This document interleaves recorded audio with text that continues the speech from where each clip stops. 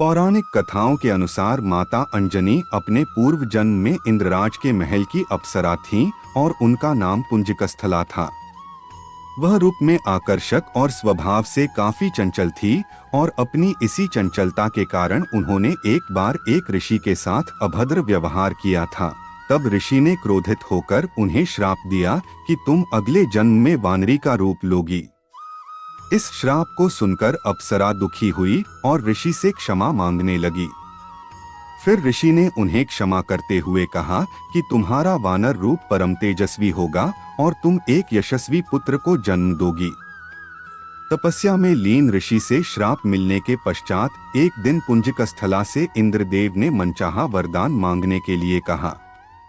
तब पुंजकस्थला ने इंद्रदेव से कहा कि यदि संभव हो तो वो उसे ऋषि द्वारा दिए गए श्राप से मुक्ति प्रदान करें। इंद्रदेव के पूछे जाने पर पुंजकस्थला ने बताया कि मुझे प्रतीत हुआ कि वो ऋषि एक वानर हैं और मैंने उन ऋषि पर फल फेंकना शुरू कर दिए, परंतु वो कोई साधारण वानर नहीं अपितु परम तपस्वी साधु थे।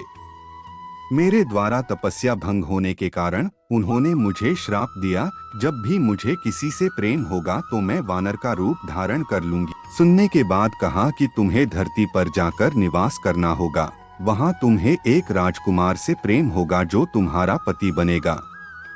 विवाह के पश्चात तुम शिव के अवतार को जन्म दोगी और फिर तुम्हें इस श्राप से मुक्ति मिल जाएगी। इंद्र के वचन सुनकर पुंजकस्थला अंजनी के रूप में धरती पर निवास करने लगी। उसे वन में एक बार एक युवक दिखा जिसकी ओर वो आकर्षित हुई। जैसे ही उस युवक ने अंजनी को देखा, अंजनी का चेहरा वानर का हो गया।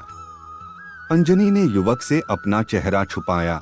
जब युवक उनके पास आया तो अंजनी ने कहा, मैं बहुत बदसूरत हूँ, परंतु जब अंजनी ने उस युवक की ओर देखा तो वो भी वानर रूप में ही था। उस युवक ने बताया कि मैं वानर राज केसरी हूँ और जब चाहूँ तब मनुष्य रूप धारण कर सकता हूँ। दोनों को एक दूसरे से प्रेम हुआ और वे विवाह के बंधन में बंध गए।